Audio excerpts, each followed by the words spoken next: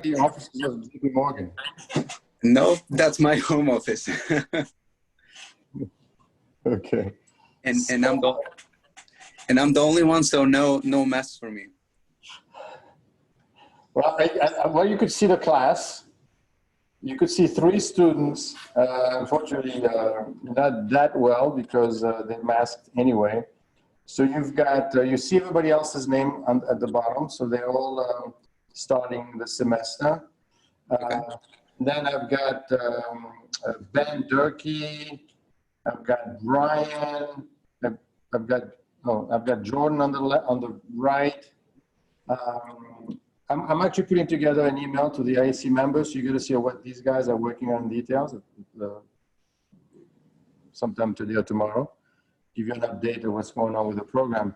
But let's start right away with you. And Dennis Alvadiev, you graduated in 2016, 15? 17. 17. And you're at JP Morgan in risk management. Mm-hmm. Maybe you could give us a feel for, Dennis is also an industry advisory council member. So what he does, he tells us, okay, that's great that you're teaching all these things, but this is what's happening in the real world. And these are some of the things that you need to know. So that's quite important.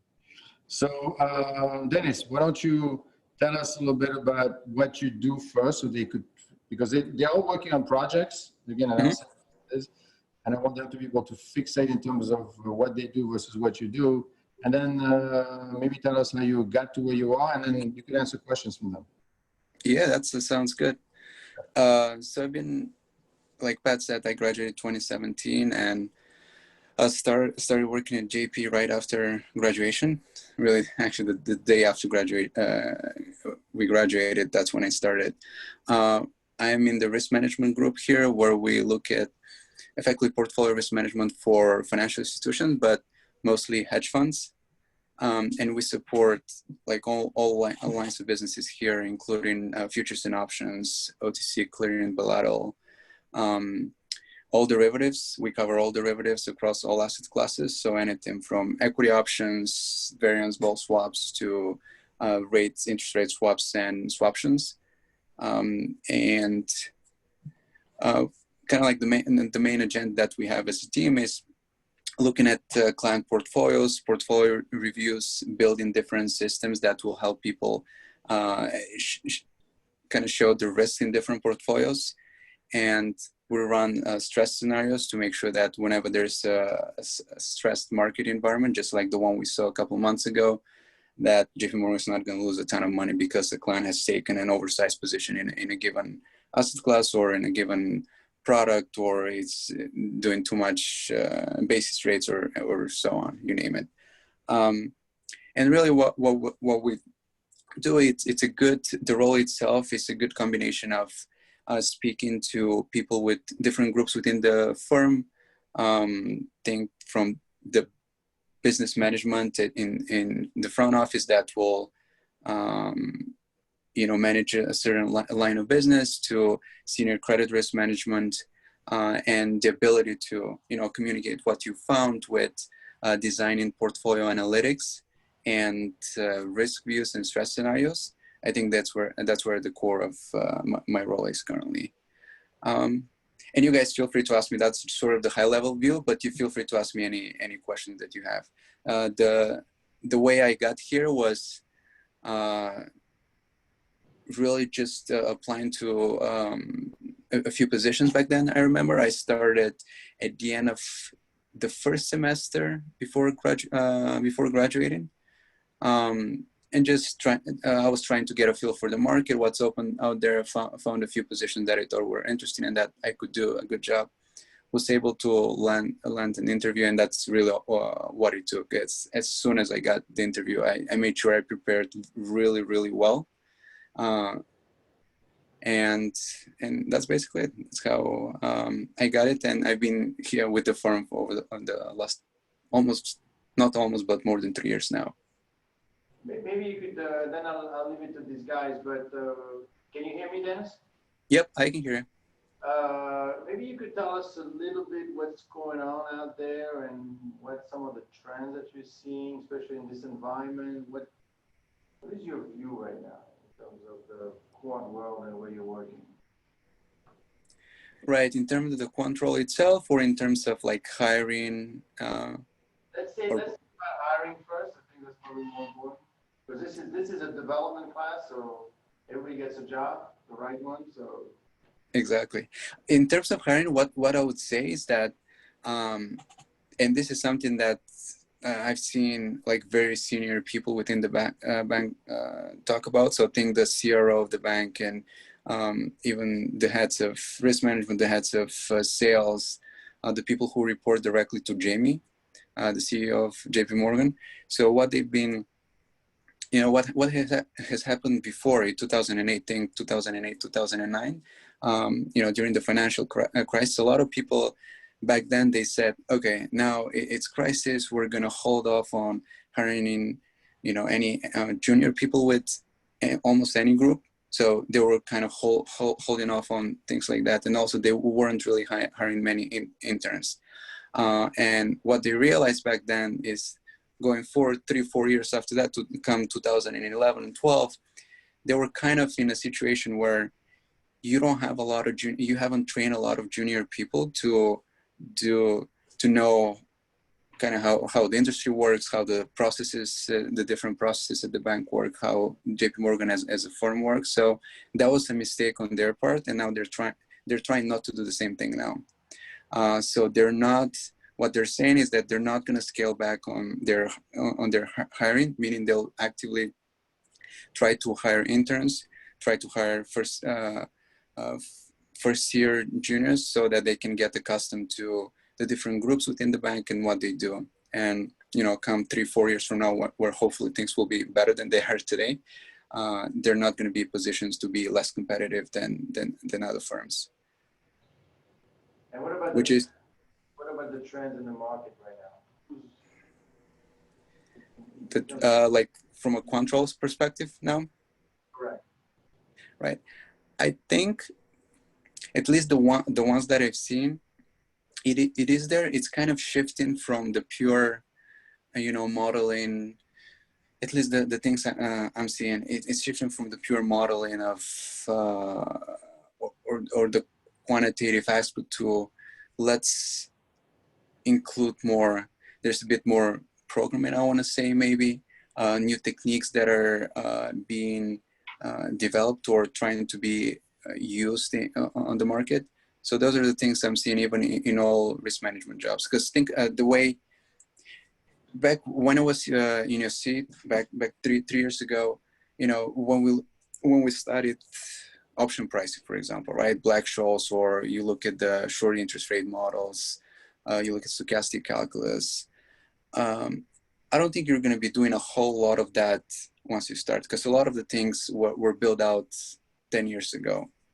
Models were already there. People build the models. People use them for evaluating different, securities. And unless you're starting in a firm that's just starting out and you're going to be doing that, that's not impossible. That's not what I'm saying. But a lot of those things will be already built out, in your job in a way will be to understand how they work, what the assumptions are, if they're wrong in some cases, and if they are if they're wrong, what you should be doing to correct them. So in a way, the best skill set, if I were to improve my skill set 3 years ago, you should definitely the program at Lehigh is very good, is that it gives you the quantitative skills that you need. You should also focus on your communication skills. So when you look for a job, when you get that interview, you're able to communicate to whoever is interviewing that you know a lot, but you're able to communicate, to get the analysis done, put a couple of pages together and go to a meeting and being able to explain everything very clearly and with confidence. I think that's a very important skill, not really in quant roles, but really in all roles, but especially in quant roles where you sort of have that, that complexity of the analysis being done. So one thing that's going to differentiate you a lot is the ability to communicate very well. And you might have heard that, and people say it not because It's a cliche, but because it's very, very true. Yeah, the only thing is, I don't think many people actually practice that, right? You say, yeah, sure, I could explain what I can do, but unless you practice it, and you don't want to practice it with a real thing, you have to practice it with, you know, and this is why part of the student development here, they need to go to one mock interview, right? So that you get your ideas across. Because it's not that obvious to do it. Right? Anyway, so I'm going to leave it up to these guys to ask you a question, more pertinent question, maybe in terms of what they're doing versus what you're doing, and get a better feel for what to expect. Yeah, sounds good.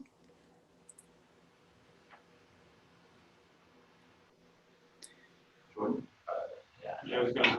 Hi, I got a quick question. So I know you work at like quantitative risk management. Can you hear me, by the way? I'm talking through my mask. Yep, I can hear you well. I'm just wondering how coding intensive your role is at JP Morgan. I know it's very math focused, theoretical, and then you do a lot of quantitative data analysis for further visualization, like you said. But when you went in, were you proficient in languages like I saw like Python or SQL, or did you kind of learn more on the job? I learned all of that on the job. I had some basics built out, but I was not proficient. Like I didn't know, like, oh, and you're never gonna know all the packages, right? If that's your question, you're kind of thinking about, you know, if you put your resume together and then you're gonna see another resume and someone telling you that they know 10 different programming languages, yeah, that's BS. No one knows 10 different programming languages, even if you're a CS major. So no, I was not proficient. A lot of the things that I learned were on the job, and people are not really looking, from what I've seen, they're not looking for someone who knows everything or has the perfect technical skills. They're looking for somebody that has the basics, and they can learn while at the firm. They can learn how they do things. If they don't know something, they can learn it on their own. So they're almost looking for, when they're hiring somebody, they're not hiring someone who knows 10 packages in Python, right? They're hiring a personality, someone that they can talk to on a daily basis. They can discuss projects, they can discuss problems and potential solutions to that. So no one's gonna expect that day one you come in and you're given a problem, and you know they're not gonna tell you you have 1 month, you need to write 10,000 lines of code and give me a solution. No one's gonna do that. So you should definitely, one thing I would have told myself, now looking back, I would have just told myself, you know what, you know enough, you're good, just be confident and go out there. You know enough to be successful, and that's really, I want to tell you the same thing, you know. Thank you. Yeah. Quick question about, you kind of brought it up already, but the transition from sort of traditional, you know, the stochastic calculus, Black-Scholes, into some modern techniques. Obviously, there's machine learning and AI out there, and that is kind of, quote, a black box. Kind of what does that look like on the floor today? Kind of how quickly is that being applied to daily kind of systems? I guess at JPM, that is. Right. I don't know. I know there are groups within JP Morgan, like specific groups that try to look at how machine learning and AI could be used for, not only for risk management or for trading or for hedge fund risk monitoring, or for even in credit card monitoring, right? Trying to detect frauds in commercial banking. There are groups within the firm, definitely, that people are spending money on quantitative researchers trying to use models to trying to build and models to try to find, you know, develop certain processes or make them more efficient, save money for the bank. I think that's still development. And to your question, there are opportunities out there, but I can't speak really to what exactly JP Morgan is doing. But they're definitely, what I can tell you is that they're definitely spending money to hire minds that can do that sort of analysis. Thank you. Yep.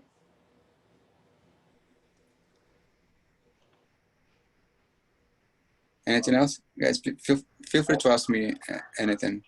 I'm not, like, I don't know if you've only like interviewed or applied to JP Morgan and got it, but I'm wondering like kind of what the hiring process was for these more technical interviews, like quantitative risk management. I'm sure it's very technical of an interview, like with some behavioral maybe, but like I'm not asking for specific questions, but like kind of what like was the feeling going in? What type of broad range? Right. Yeah, a lot of these interviews, they're not gonna tell you, derive me this formula, derive me the formula for Vega in a closed form and tell me what it means.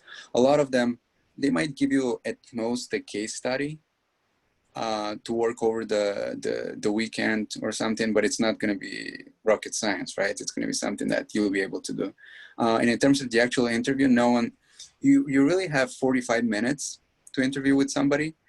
And they might ask you high level, tell me what delta means or what Vega means. If I structure a long 3-month option versus short 1 month, what is my Vega, what is my delta, and how will that move 1 month forward?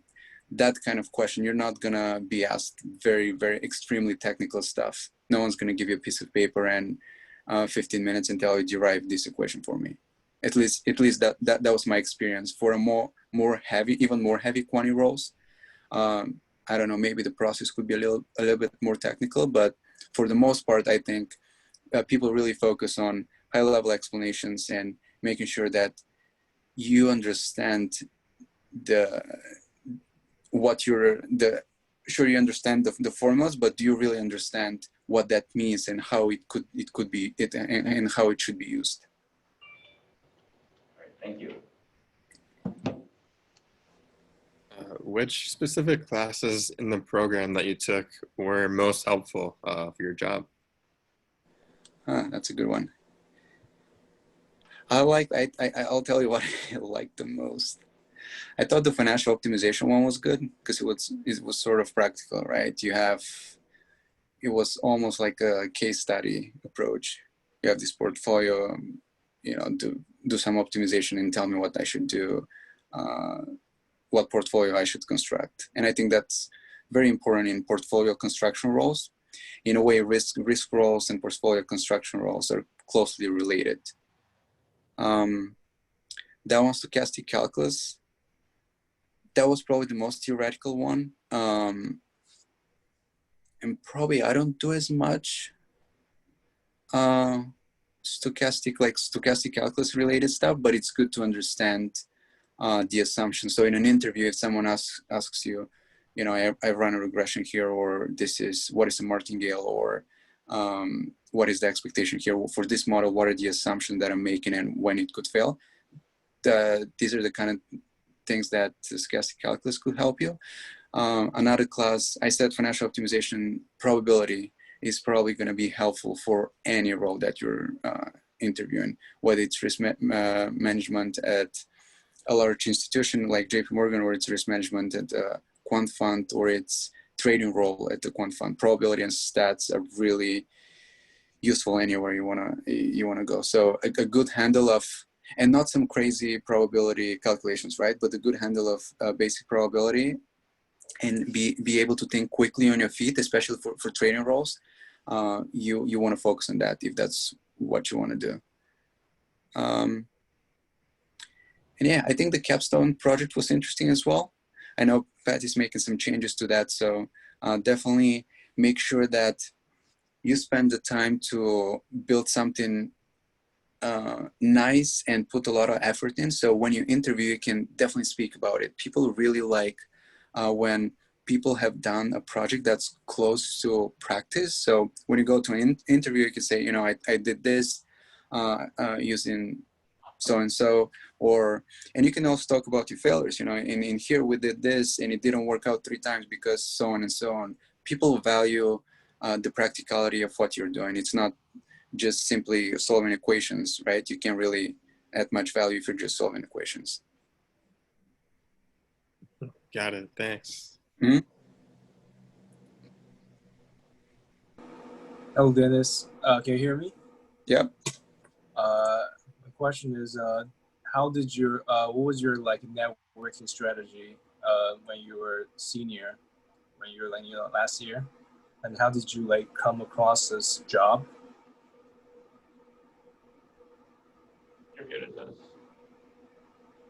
Oh, I'm sorry, Dennis. I think you're muted.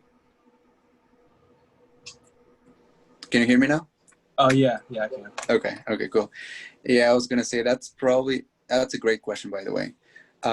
It's very practical, right? Everyone's asking how do I get to a role, and one thing I'm gonna tell you, at least I thought that I really sucked at networking because, I knew some people that were out there and they were working. I tried to reach out for a few people, and with all of that sort of reaching out, I'm not really asking for a job, right? It's more of a, hey, how did you get your job, or what are people doing? What kind of questions are they asking? How shall I prepare if I have an interview? And really, the networking that I've done is, once I got a few interviews, I just reached out to people that I know work there to just get a sense for what the company is about, how they structure the interviews, just get some insight in terms of how I can perform better during the interview, so I can maximize my chances to get the job. So that was my experience. I know if you're even better at networking, you might even get an interview because you know somebody. But from my experience, the way I used interviewing is networking is mostly to get in touch with people that work at a certain company and get some insight on what I should be preparing for, and what I should expect in the interview process. All right, thank you. And regarding the last question, how do you do you reach out to the alumni that work within the company that you were looking for, or do you just search on LinkedIn? How did you come to know those people who work in the company? Mostly, I would say some people I just knew from other connections. So I knew someone, I might have known somebody that worked with that person. So through connections is one. Mm-hmm. On LinkedIn, I didn't use LinkedIn back then to just find random people and reach out. Although I have also tried, there was one job that I interviewed back then, and I just reached out randomly to a person that worked there. It wasn't a Lehigh alum at all, but I just tried my luck. And interestingly, that person reached out, and we even had a 30-minute call together, and it was really helpful. So what I would say is, you never know. Do your best and see where that goes. Obviously, it helps if you know somebody, and it's a bit more. You feel a little more comfortable reaching out to somebody that is a Lehigh alum, or you have a common connection. Okay, thank you. Yeah. You know what I'd like to do now, unless there's any more questions, I wanted them to, you mentioned the projects, and then you mentioned the ability to describe quickly what it's about. I'd like you to listen, Dennis, to each of them, maybe and they haven't prepared for this at all, so maybe in 5 minutes, they could explain to them the project that they're working on a little bit, so you get a feel for it. And see how relevant it is, and then we could discuss this offline as well after. Jordan, why don't you explain to him the multi-factor in 5 minutes or less? Okay, yeah, sure. Speak for 2 minutes. Yeah. Yeah, absolutely. But hi Dennis. So we came up with a research project. It's relatively new. I started there over the summer, and I went to pursue it with a couple other team members. We're essentially focused on optimizing our portfolio construction using the investment strategy of factor investing. So obviously, in the common field, there's several different factors, but it's not an optimal weighting. And when you factor tilt it, given the certain market environment, sometimes other factors outperform others. So we really decided to want to go down to the modern portfolio techniques that are being used with one of another advisory council members who instructed us to kind of focus more on neural networks and machine learning. So we're essentially constructing a neural network that's going to help us optimize either predicted returns of our stock prices that we take, or of our factors that we combine optimal weights using just different mathematical techniques like cross-sectional analysis, regression techniques, and covariance matrices to kind of find which stocks we want to pull and the optimal weight we want to assign to it. And then we're going to use different techniques, like Randy is focusing on optimization and Brian is focusing on the neural network to kind of come up with an optimal strategy that takes these factors and constructs it into one portfolio. I'll talk a little bit about the technicalities, especially about the neural network aspect of it. Are you guys talking about the same project, or you just? Yes, So yeah, it's me, Brian, and then Randy. Okay. So I'll take a step back here and talk about a little bit of the management structure, how this works. In essence, Jordan over here.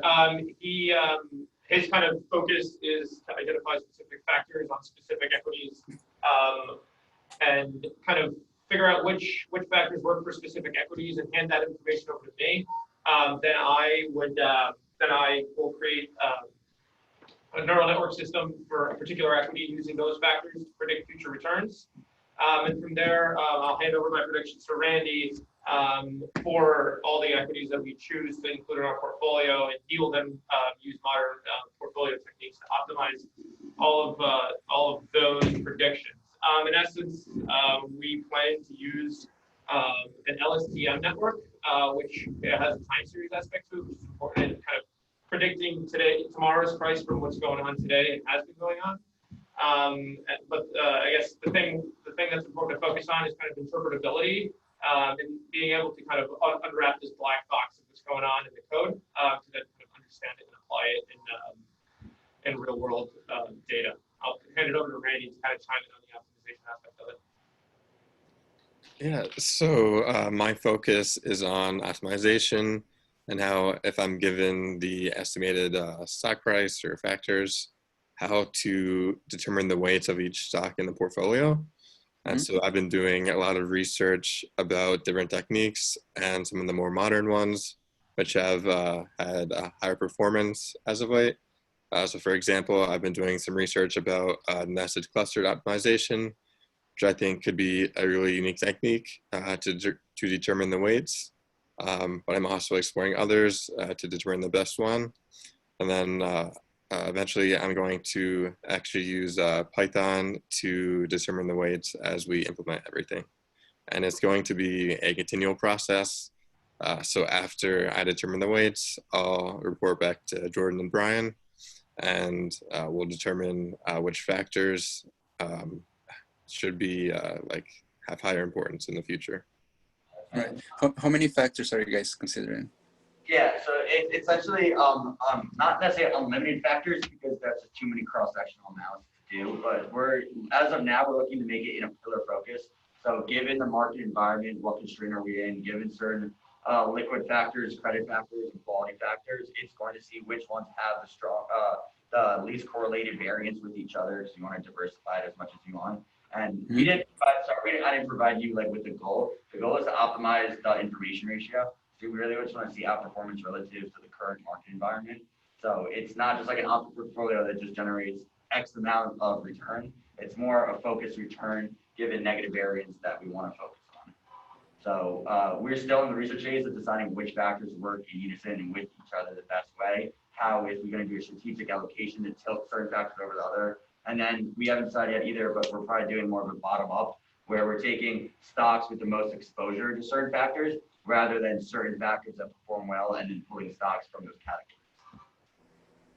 So it's still up for interpretation of how many factors we're going to include, but it's going to be the ones that have the least correlation with each other. Sure, but do you have a current set of factors that you're picking from, or you're just kind of trying to see what factors will come up over time? So I guess to answer that question, I'll back up a little bit. Kind of these factor investing ideas kind of stem from the early papers of Paul and French, and obviously market cap, momentum, and the traditional 5 factors. And within them, obviously the technical definitions of all of them are kind of still in. We're still continuing to kind of develop and understand what's going on there. So I guess. To be honest, answering your question of what specific factors, that's kind of, as Jordan mentioned, that's kind of still up in the air. Okay, that's fine. How many stocks are you guys looking at? We're probably growing it. So that's where the neural network's probably going to come into play. We're only starting with one, seeing how the network can actually work, LSTM, performing it, increasing accuracy. And as we go, we're going to increase the set of which we look at, is the way we're looking at it. So it's going to start with portfolio grouping. So we're just starting to see which stocks can have the analysis that determine which optimal factor weight great. Once we can get it working, we're going to do that and just run a loop on every single stock that there is that we have access to publicly available, and then we're going to go from there. I guess to add a little bit to that, right? Kind of the way the system, as sort of the technical neural network person on this, Jordan's information feeds through me, and then Randy's feeds backwards through me. I guess the important thing for me is to kind of have the system working for one equity and then grow the base from there. If we decide to, because building a building without a base is kind of a problem. So we kind of decided to best establish a base with one, then two, then three, see how that works, and then keep building Sure. out. Sure. It'll run smoother kind of in the long run. Sure, that makes sense. I guess you'll have to see like in sample, out of sample, how do you control for that, and if the model is going to work well once you extend it to multiple stocks, or you expand the universe to hundreds, if not thousands of stocks. So maybe project number 2, very quickly, Brian, since you, why don't we talk about Ethereum? Absolutely. So Ethereum Classic Labs. So we've been working with Ethereum Classic Labs to develop a smart contract analyzer. More specifically, every smart contract on the ledger has an underlying crypto asset. In other words, a token, and that is in essence kind of, we can call it an equity, we can call it a stock if we may. And our goal here is to develop a system or a library, a Python library that can take an input of any crypto asset, any token, or any smart contract address, and run analytics on it very simply, right?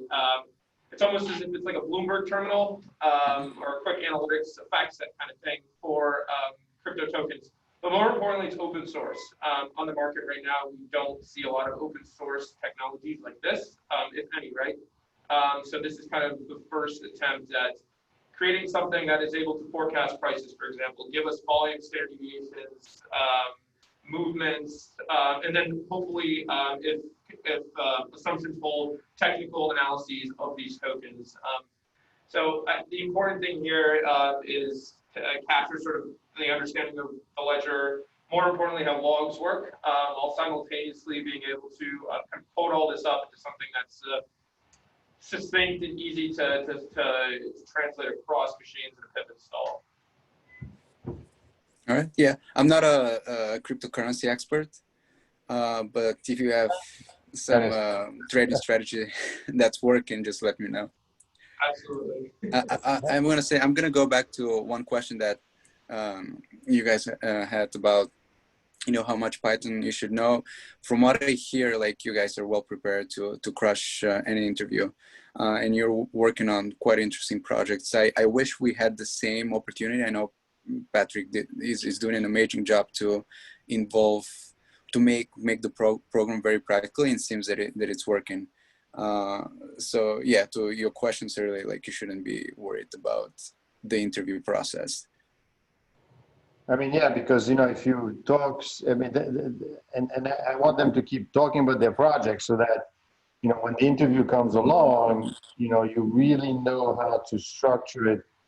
Because like in your case, you're not a blockchain guy, so it's probably not going to connect with you. But if they work on another project, like in the case of Brian, working with the portfolio optimization, you'll connect with them. So, and that's something that I'm trying to change, is having more than one project. Like when you work, you had one capstone, boom. Mm-hmm. I want them to work on multiple capstone, but not just throughout the year. So they keep to various extents of their time, obviously, but so that they could talk, to several type of employers, right? Which might resonate on one of them and not on the other, to get them as much, as much opportunities as possible, especially now, right? So. Yeah, exactly. I mean, I think that makes a lot of sense, and that was probably one thing I would have that has changed a lot. Meaning, back then we had that one capstone project, and when you go to interview, you really can talk about it only this breakdown of let's have a couple of mini projects that you go into the details and you can talk. Effectively, it opens up a lot of opportunities for you. There are a lot of firms out there. Exactly, you can do like coding for high frequency trading, right? Algorithmic trading. You can go work for like cryptocurrency development, margin optimization, risk management, not only like with large institutions, also hedge funds. It really opens the door to any area of finance that requires quantitative skills. So that's definitely a huge plus. Great. Do you have a little more time, Dennis, or you gotta go? No, I have a couple more minutes. Okay. Who else wants to talk about their project? Who do we have? Mike? Or Ben? Are you working on? I could talk about falling knives a bit if you want. Yeah, go. So this is a project that's about a year and a half, 2 years in the making, I believe. So the kids last year, they specifically looked at more of like a technical side of things, trying to figure out certain ratios that may indicate a falling knife before they happen. So specifically, they were looking at the MACD ratio, MSI, and things like the stochastic oscillator. And now we're trying to kind of shift it more to a fundamental aspect. So figuring out ways where we can actually quantify investor sentiment or just market sentiment as a whole towards, now we're just looking at the top 200 stocks in the S&P 500. So trying to figure out things like specifically we're looking at like the short float ratio, the enterprise value, and kind of mapping those over different time frames. So like 14 days versus 30 days versus 60 days, and figuring out what kind of thresholds may indicate a falling knife before they happen.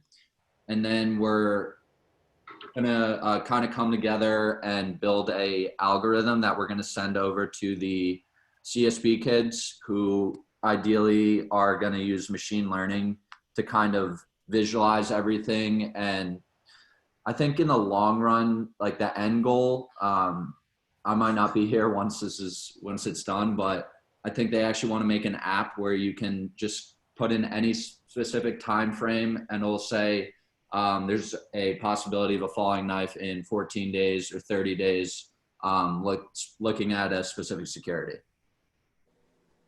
Great. So you're saying there's almost a continuation of a couple of guys' work last year, and you're building off of that and trying to improve the model. Yeah, definitely. Awesome. Dennis, thank you very much for your time. I know it's you're busy and you're at home, but it's a good thing.